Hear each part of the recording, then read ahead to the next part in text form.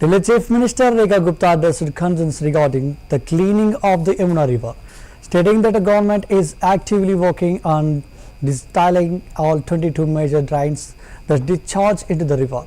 She emphasized that the destiling work is ongoing and that the government is closely monitoring the progress.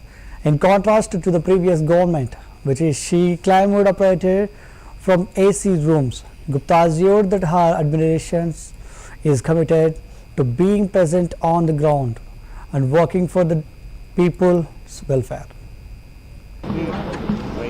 आज दिल्ली के जितने बड़े नाले हैं, जितनी बड़ी ड्रेन है, उसका विजिट सरकार के द्वारा किया गया। हमारे माननीय एलजी महोदय हमारे साथ रहे, मंत्री जी साथ रहे।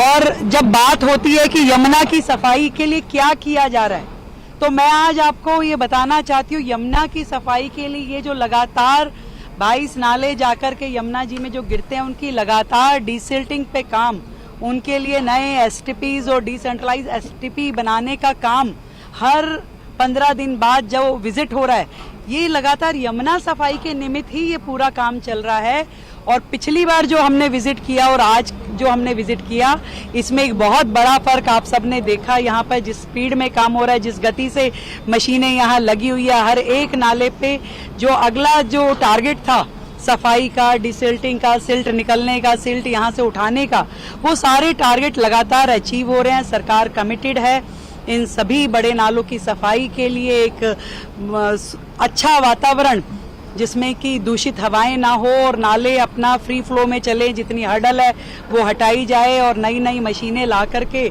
उसका डिसिल्टिंग हो।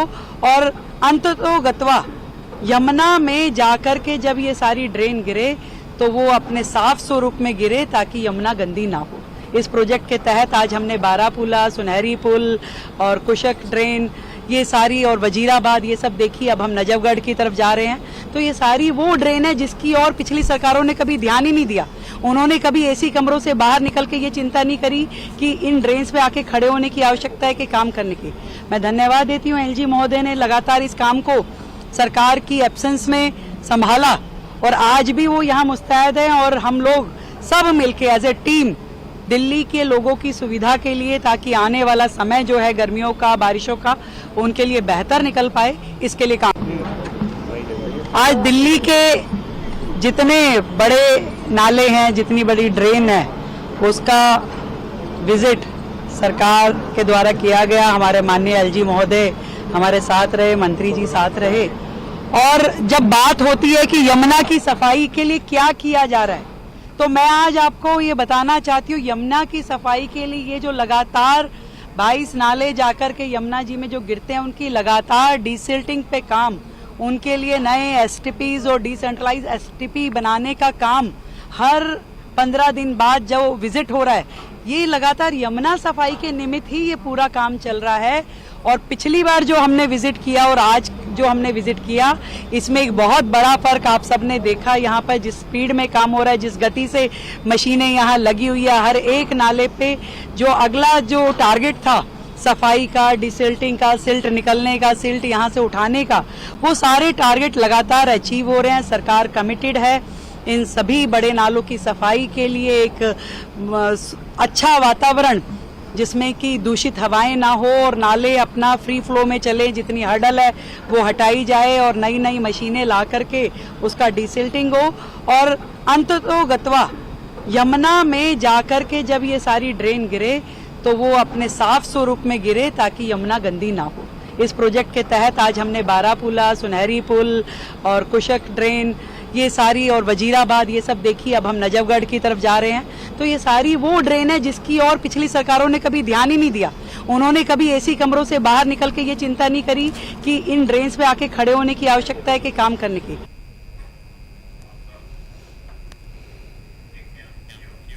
Union Minister of Commerce and Industry Piyush Goyal commented on the 90-day relief granted by the US on tariffs into India, stating that India is efficiently managing the situation.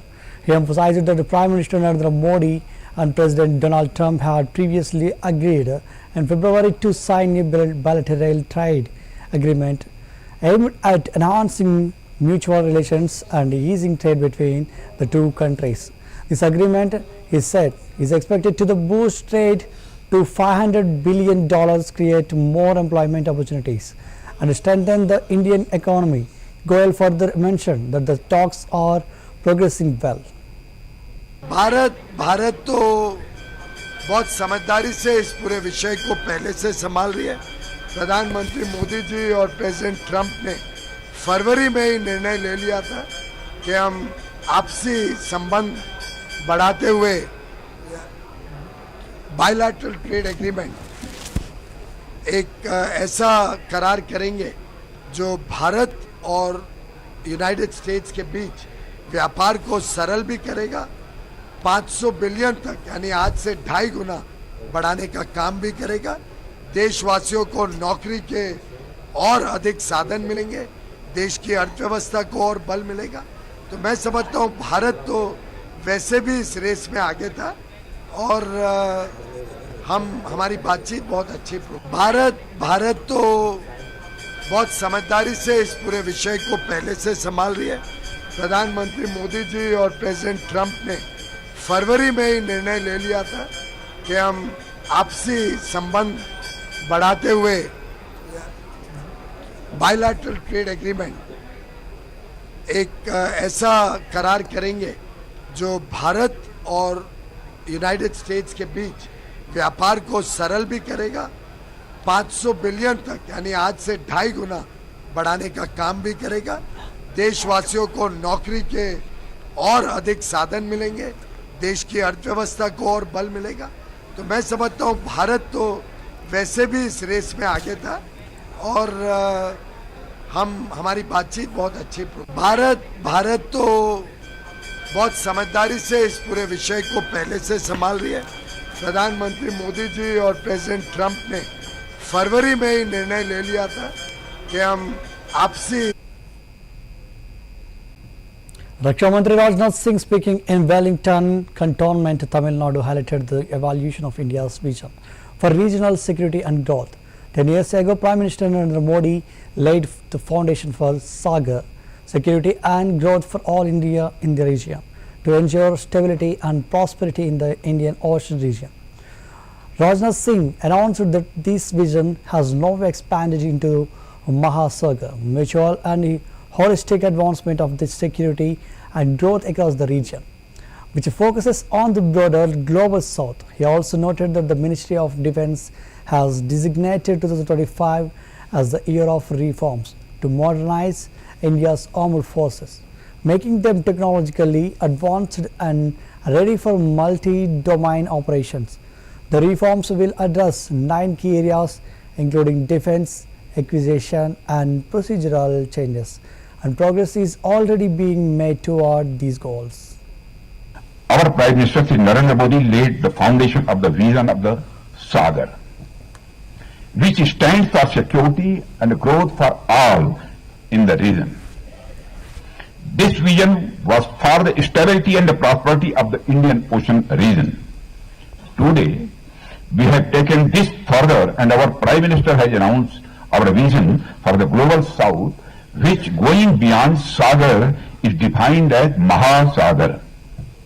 That is mutual and holistic advancement of the security and growth across regions. Friends, in pursuit of our need to modernize and remain relevant for the future, Ministry of Defence has decided to observe year 2025 as the year of reforms. This would aim at transforming our armed forces into a technologically advanced, combat-ready force capable of multi-domain integrated operations. 9 broad areas have been identified, and addressing the entire range of modernization imperatives to include defense acquisition and procedural reforms. I am pleased to share that collectively we are making significant progress on the goals we have set for ourselves. Our Prime Minister Shri Narendra Modi laid the foundation of the vision of the Sagar, which stands for security and growth for all in the region. This vision was for the stability and the prosperity of the Indian Ocean region. Today, we have taken this further, and our Prime Minister has announced our vision for the global South, which going beyond Sagar is defined as Mahasagar. That is mutual and holistic advancement of the security and growth across regions. Friends, in pursuit of our need to modernize and remain relevant for the future, Ministry of Defence has decided to observe year 2025 as the year of reforms. This would aim at transforming our armed forces into a technologically advanced, combat-ready force capable of multi-domain integrated operations. 9 broad areas have been identified, and addressing the entire range of modernization imperatives to include defense acquisition and procedural reforms. I am pleased to share that collectively we are making significant progress on the goals we have set for. Union Minister Giriraj Singh, while speaking in Begusarai, Bihar, stated that the laws passed by Parliament apply to the entire country. He emphasized that Parliament belongs to all citizens of India. Singh accused Tejasvi Yadav of being against poor Pasmanda Muslims, alleging that Yadav does not want the poor Muslims and women to receive their rightful benefits and rights. जिल की सरकार बनना है नहीं, और संसद से जो कानून पास होता है उसको पूरे देश में लागू होता है, और संसद पूरे देश का है, और ये गरीब पसमानदा मुसलमानों के खिलाफ है तेजस्वी यादव। वो नहीं चाहते हैं गरीब मुसलमानों को और महिलाओं को हक मिले। तेजस्वी यादव इसीलिए अनाप शनाप बोल रहे हैं। तेजस्वी यादव गरीब पसमानदा मुसलमानों के विरोधी हैं, और ये इसीलिए कानून बना है कि कानून में हक मिले गरीब मुसलमानों को, पसमानदा को, महिलाओं को, तेजस्वी यादव के ठेकेदारों को नहीं। राहुल गांधी को खुद ही नहीं पता है कि वो क्या बोलते हैं। वो राजा घर में पैदा लिए हैं, राजा की तरह जो मन में होता है वो बोलते हैं। तेजस्वी जी की सरकार बनना है नहीं, और संसद से जो कानून पास होता है उसको पूरे देश में लागू होता है, और संसद पूरे देश का है, और ये गरीब पसमानदा मुसलमानों के खिलाफ है तेजस्वी यादव। वो नहीं चाहते हैं गरीब मुसलमानों को और महिलाओं को हक मिले। तेजस्वी यादव इसीलिए अनाप शनाप बोल रहे हैं। तेजस्वी यादव गरीब पसमानदा मुसलमानों के विरोधी हैं, और ये इसीलिए कानून बना है कि कानून में हक मिले गरीब मुसलमानों को, पसमानदा को, महिलाओं को, तेजस्वी यादव के ठेकेदारों को नहीं। राहुल गांधी को खुद ही नहीं पता है कि वो क्या बोलते हैं। वो राजा घर में पैदा लिए हैं, राजा की तरह जो मन में। BJP MP Anurag Thakur commented on the extradition of Mumbai terror attack, accused Tahawur Hussain Rana to India from the US, highlighting the contrast between the Congress and Modi government. He criticized the Congress for its inability to address terrorism and the economy under its role.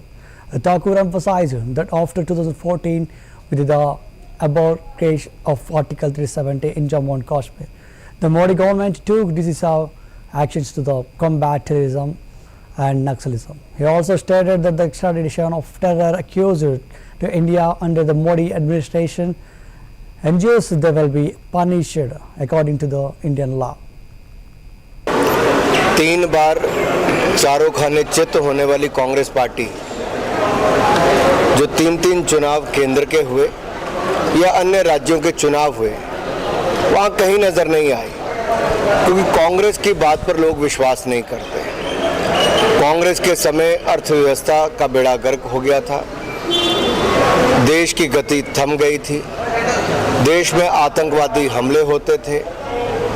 लेकिन 2014 के बाद जहां एक और जम्मू कश्मीर से धारा 370-35 से मुक्ति मिली, देश में आतंकवाद नक्सलवाद को जड़ से खत्म करने का प्रयास मोदी सरकार ने किया, वहीं जो कांग्रेस के समय देश में हमला करते थे विदेशों से आकर भी, कांग्रेस तो रोक नहीं पाई।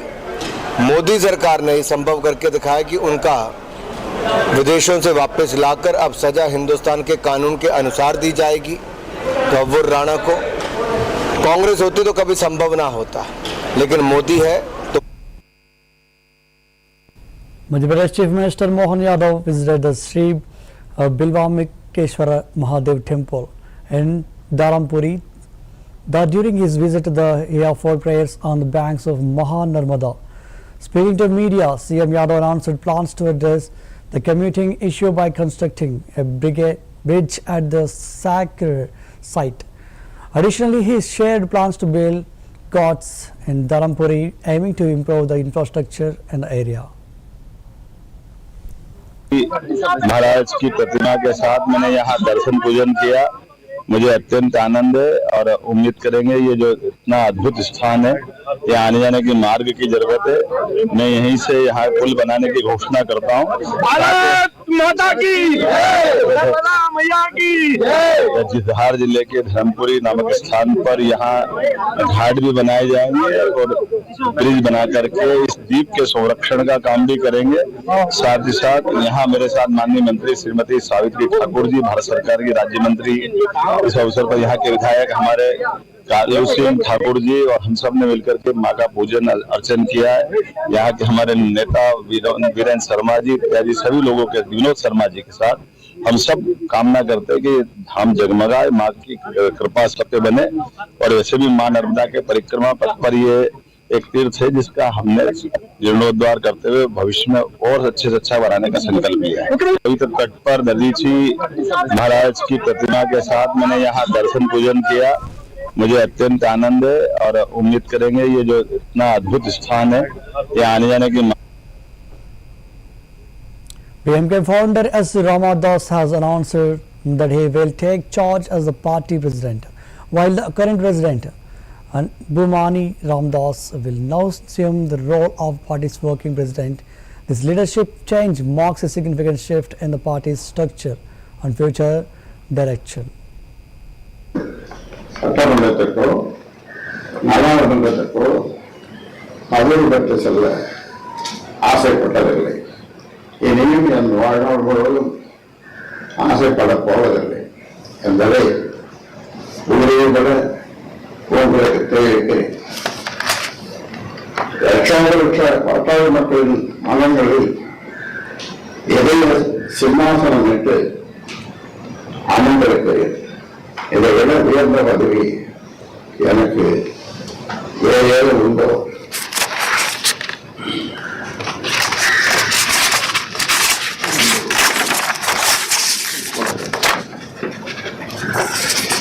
தொடர்ந்து மத்திய அரசு சந்திப்பை இன்றுவரை நடத்தி வருகிறேன். ஒவ்வொரு நாளும் நூற்றுக்கணக்கான பாட்டாளி சொன்னாலும் பொதுமக்களும் எந்த ஒரு முன் அனுமதியும் இல்லாமல் என்னை சந்தித்து செல்கின்றனர். அவர்கள் என்னிடத்தில் கேட்பதெல்லாம் 1989 தொடக்கத்தில் ஐயாவின் செயல்பாடு எப்படி இருந்தது என்பது எங்களுக்கு தெரியாது. கட்சி மற்றும் சங்கத்தின் புதிய தலைமுறைகள் தனது தலைமையின் கீழ் சிறிது நேரம் பணியாற்ற வேண்டும் என்ற அந்த கட்டளையின் பேரில் அதாவது புதிய தலைமுறையினர் எனது தலைமையின் கீழ் சிறிது நேரம் பணியாற்ற வேண்டும் என்ற அந்த கட்டளையின் பேரில் அதனை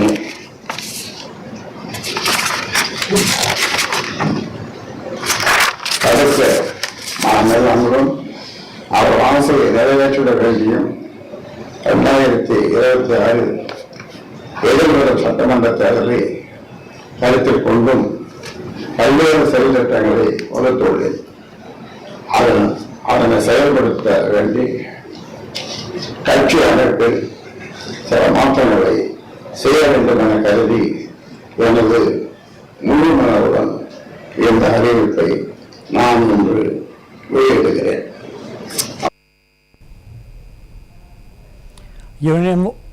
Union Envoy Home Nityanand Roy commented on the extradition of 26/11 Mumbai attacks accused Tahavur Rana, stating that since Prime Minister Narendra Modi assumed office, the government has kept a close watch on those posing a threat to the country.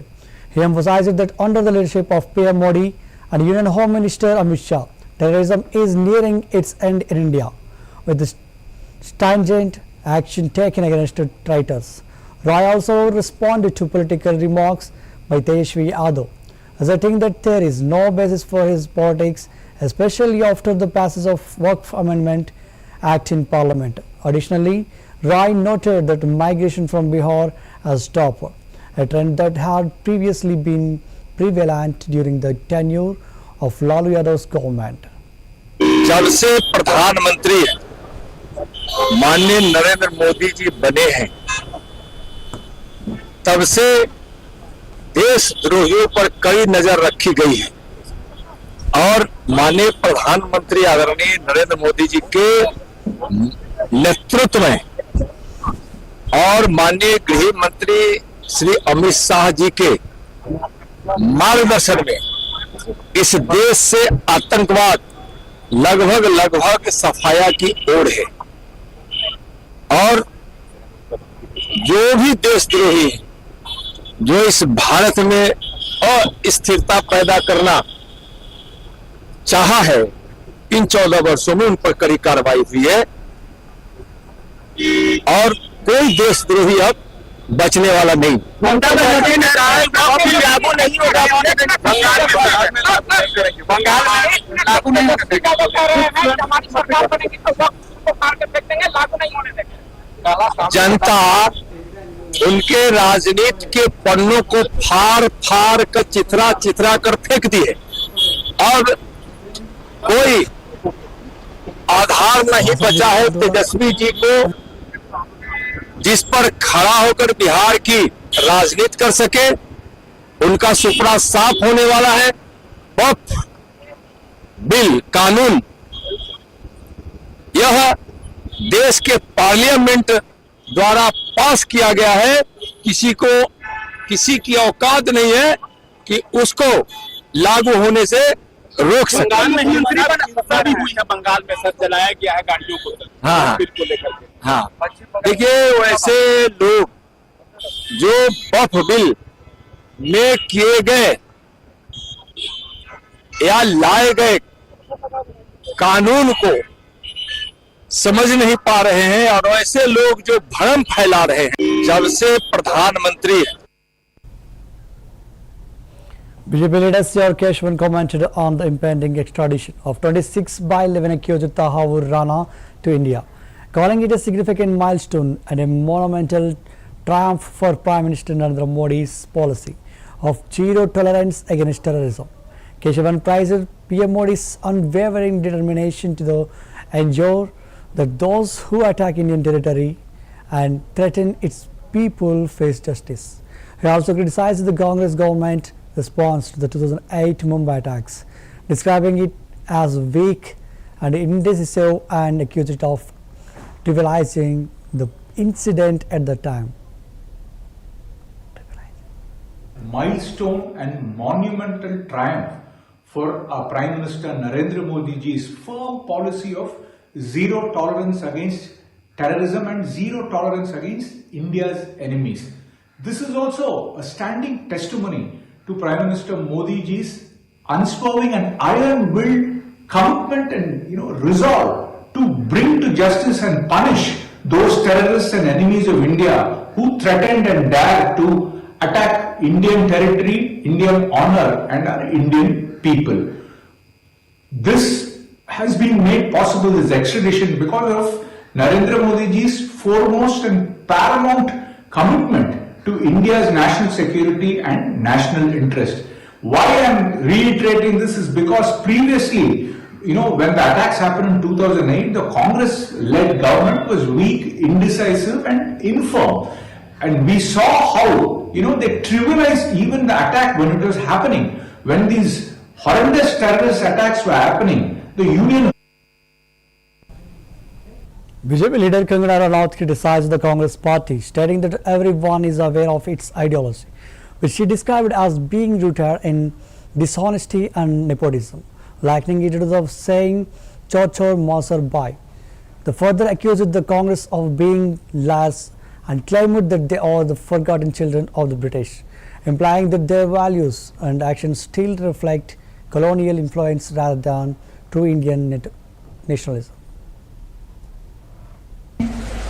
ये है कांग्रेसियों की हकीकत। देखो जानते सब है, मुझे भी बोलते हैं कि भाई ये तो बता देती है, सबको पता है ये जो कांग्रेस है इनकी क्या विचारधारा है। आज हम लोग यहाँ पे एकत्रित हुए हैं तो हमारी एक विचारधारा है, जिसको कि आरएसएस आइडियोलॉजी कह लीजिए या राइट विंग आइडियोलॉजी कह लीजिए या सनातनी विचारधारा कह लीजिए, संस्कारी विचारधारा भी कह लीजिए। इनकी क्या विचारधारा है? इनकी विचारधारा है चोर चोर मौसेरे भाई। जहां ये मिले वहां तो चोर इकट्ठे हुए और डाकों की गैंग बन गई। आप कभी ये मान सकते हैं कि आप कभी कल्पना कर सकते हैं कि चुनाव से एक हफ्ता पहले, मेरे चुनाव में भी अंबिका रामा जी आई, एक दिन पहले क्या कुछ भी 8,000 तनख्वाह हम महिलाओं को लगाएंगे, 8,000 तनख्वाह लगाएंगे, 50,000 हम इसको दे देंगे, 50 कुछ भी 8% बोल रही है, कुछ भी कोई फिक्र नहीं करी और झूठ बोलो। पता है उनको कि वो लोग झूठे मक्कार तो है ही है। मैं अब मानिए कि मैं पहली संसद हूं, जब मैं भरमौर गई तो मुझे कहा कि भाई हमने तो यहाँ पे एमपी देखा ही नहीं था कभी। भरमौर से रामपुर में सांसद निधि दे के आई हूँ। इस वक्त प्रतिभा जी ने आज तक कभी किसी को सांसद निधि। Keep watching CVR English News.